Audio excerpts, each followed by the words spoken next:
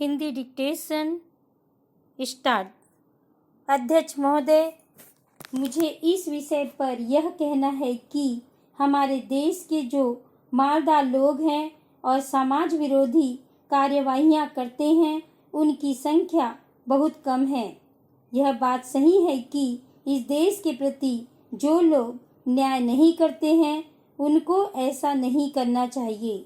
लेकिन यह सब होते हुए भी यह बात माननी पड़ेगी कि इस देश की परिस्थिति ऐसी है कि जिसमें व्यक्तिगत आलोचना करने से लाभ नहीं होगा। इस बात को ध्यान में रखकर हमारे देश के हर एक व्यक्ति को यह सोचना चाहिए कि सब लोगों के साथ एक सा व्यवहार हो, उनको समान अधिकार मिले और सबके वेतनमान एक ही आधार पर निश्चित किए जाएं, ताकि देश में सही रूप से समाज आ सके। लेकिन यह किसी के पसंद करने या न करने का सवाल नहीं है, बल्कि हमारे देश की परिस्थिति ही ऐसी है कि जिसके अंदर इसको लागू नहीं किया जा सकता है। ऐसी हालत में इस प्रकार के कानून बनाने से या इस किस्म की पाबंदियां लगाने से देश का हित नहीं होगा।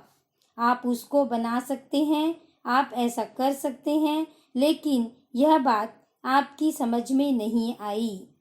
इस संसार में और भी बहुत सी चीजें हैं जिनको अक्ल के फंदे में नहीं बांधा जा सकता है, और हमारे देश का जो जनजीवन है उसमें इस किस्म की पाबंदियां नहीं लगाई जा सकती है। इसलिए मैं इसका विरोध करता हूँ और मंत्री जी से प्रार्थना करना चाहता हूँ कि इस विधेयक को इस देश की जनता के हित में वापस ले ले। लेकिन इसका मतलब यह नहीं है कि मैं देश की प्रगति नहीं चाहता हूँ।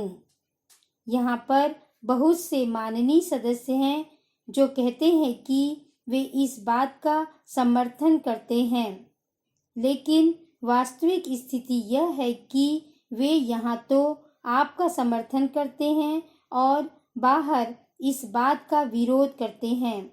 आपको समझ लेना चाहिए कि जब तक आपकी पार्टी के लोग इसका विरोध करते हैं, तब तक आपको इस बात को ध्यान में रखना पड़ेगा कि देश की जनता के ऊपर इस प्रकार का कानून नहीं लादा जा सकता है। पैरा।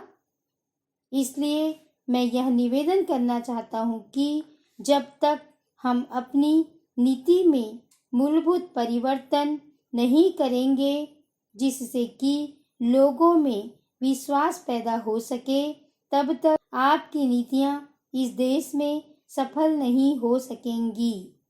आपको हर एक नागरिक को यह विश्वास दिलाना होगा कि गरीब से गरीब को भी किसी प्रकार से परेशान नहीं किया जाएगा और हर एक को रोटी, कपड़ा और मकान दिए जाएंगे।